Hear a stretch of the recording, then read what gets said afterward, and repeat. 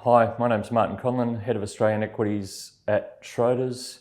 We are here today to give you a portfolio update on reporting season, what's happened, what we found interesting. Please stick with us. The overarching themes in the last couple of months have been fascinating from my perspective because we've been talking for a while about bifurcation in markets, some crazy moves in terms of the amount of the world's money that was in the US relative to the rest of the world, the bifurcation between the dogs and the darlings, for want of a better term, in terms of market valuation. And the last couple of months really has given us a bit of confidence that the world can change. For the first time in a while, we've seen that valuation can and does perhaps matter in markets. Some of the strongest areas of momentum have come unstuck a little. So I think there's a lot in that really fits into our theme that the world does look like it's changing to us. The backward-looking theory of the world being exactly like the past, where there was a lot of peacetime, if you like, was the dominant theme. The world cooperated, there wasn't much tension, is giving way to more deglobalization, tariffs, Trump, all the things that you hear every day. And we think that's an important change in markets that people need to be aware of.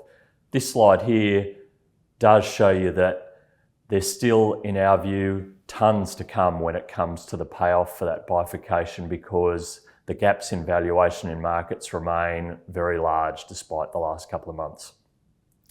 You can see that the NASDAQ, the higher growth markets, are still trading at multiples well above the out of favour markets like Europe and China at the bottom. Australia sits somewhere in between, where it's arguably not crazily cheap, but it's certainly not expensive to the extent of the US markets.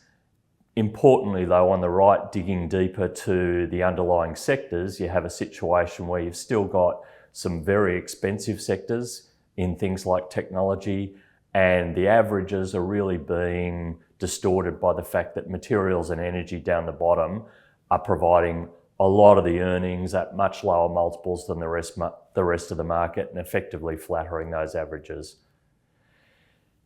If I then change tack and go to what we saw in results season, probably there are a couple of important themes that I'd point out. Number one, earnings momentum, the power that computers and quant strategies have in price setting is still an important theme in markets. You can see in this chart, the ups and downs during reporting season were scarily large. That volatility in markets is still scaring people. It still seems to us to be pretty crazy. If you stand back and say, why is it that the value of all these businesses that we're supposedly buying on a long duration time frame changing by 20-30% in a month? It's very difficult to rationalise. Business value in a longer term sense shouldn't change as fast as share prices are changing, but that is the market that we live in at the moment, where computers and a lot of buyers and sellers are non-fundamental and they're reacting to signals. The good news in that for us is that if you're prepared to look past that volatility, you can see that as an opportunity, and that is very much how we view reporting season, albeit that some of those big downs, if you like, there were reasons for it. There are certainly some concerns over some of the crazy valuations, and some of these changes are just stocks that we think are overvalued coming back to earth, but there still is plenty of opportunity in those underlying aggressive moves in both directions.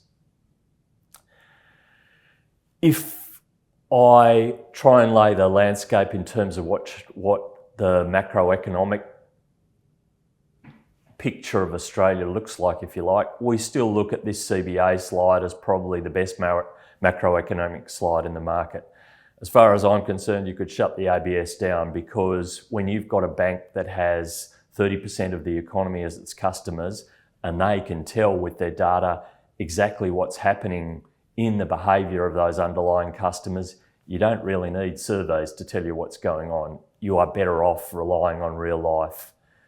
What we see in that CBA slide is, though things are changing, our picture would still be that we are a long way from equilibrium in most sectors of the economy. And again, why is that important? Well, when we value a business, we're very focused on whether a business is making the amount of money that it will on average, or whether it's too high or low versus average, because that will cause valuation to be distorted.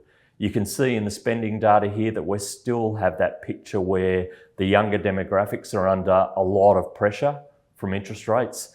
Even though interest rates have come back a bit, the discretionary spending power of the younger cohorts is still nowhere, and even within that discretionary spend, spending envelope that's constrained, there's no saving. At the other end of the spectrum, we've got older cohorts that not only are they still spending far more aggressively than the younger cohorts, they're managing to save a fair bit as well. Why is that? Well, we still believe that interest rates were too low for too long.